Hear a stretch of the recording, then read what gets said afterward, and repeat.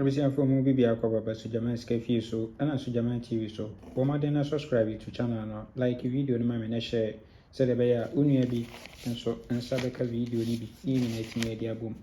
Yes, enran so nyame ya adom nya Friday bonanza na bi ese de ye. Yes, nyame ya adom nya 1471 sorry 79 ewo ye event ba kono so ye second event no so. Yes, na unya bidi ye bia pesa o kire so Jaman o kire mado a mfanfa ba bia se number 0593673300 so Jaman me number ni edin na beba ne Danso Joseph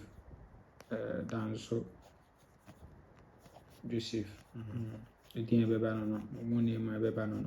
me number ni 0593673300 unya bidi ya betimi a kire wodo ewo ho. Good. Now, person will try game on so ubetimi dey afa so Jaman me number ya so WhatsApp metimi atwa ma kama yes ene national ebema 30% commission free ubetimi dey afa number yi so 0599212255 eno your sister Selena ono so behwe atwa ma kama me pacho oba number yi so 0246898449 eno so Mr. Foster ono so behwe atwa ma kama yes na there ya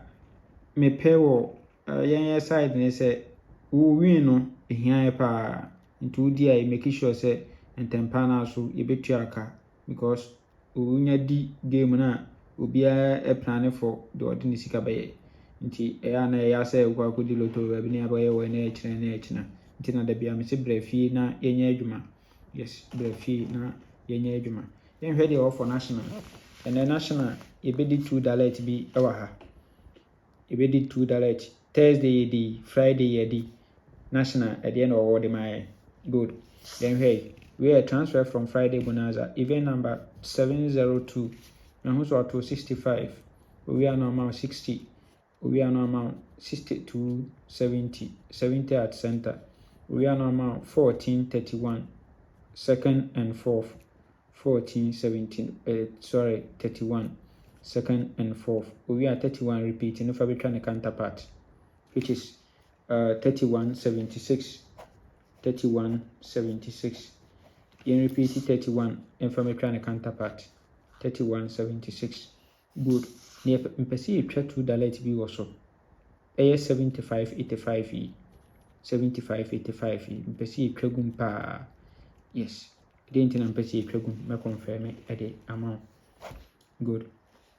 okay $2 mienu and a bepeki was so 3176 and a 7585 so into pay me we are no yi say 2 no etwetwa ewu okay yen hwe current na oba current na say no so abehye no de aman into obeto 65 no ha owie pe no amount 60 owie a amount 6270 70 at center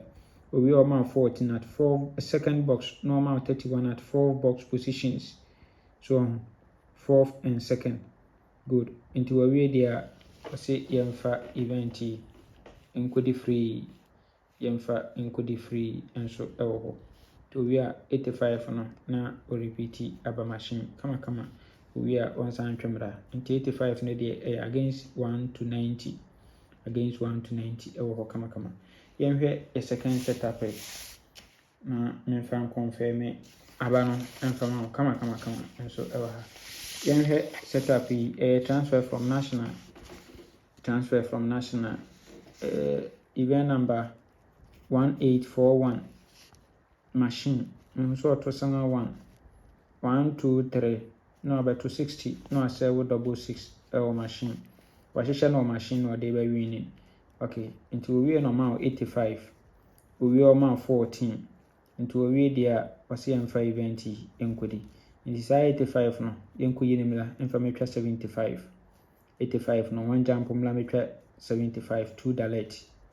we are 85 no kanta no so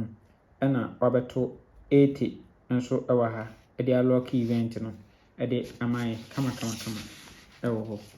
abeto 80 ewa ha e dey lock event no e dey amaya kama good near here current na to ba current na abeto 1 ewa ha 1 2 3 okay we use way 1 2 3 4 na over 260 na asɛ wo double 6 ɛwɔ machine owie pɛ ɔma 85 owie na ɔma 14 nti owie dia 85 no yɛnya mpo ne mra 85 yɛmfa metwa 75 $2 so kama oh good nti these two events no and they combine it together they are break it through so the kaboma say near benya 8 numbers pair because 85 75 they go both events so near year best 5 near year best 3 you back for $2 75 85 Nama rain fit 31 76 no 31 repeat me try the counterpart so you back for 85 free banker fako against 1 to 90 na ubedi yes na no me say wunya game ni wie sin a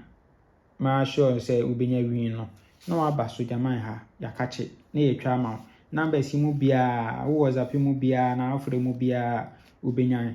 ne no aye adwuma kama national amount 30% commission free nti blafie na yenya adwuma na menka ho bye bye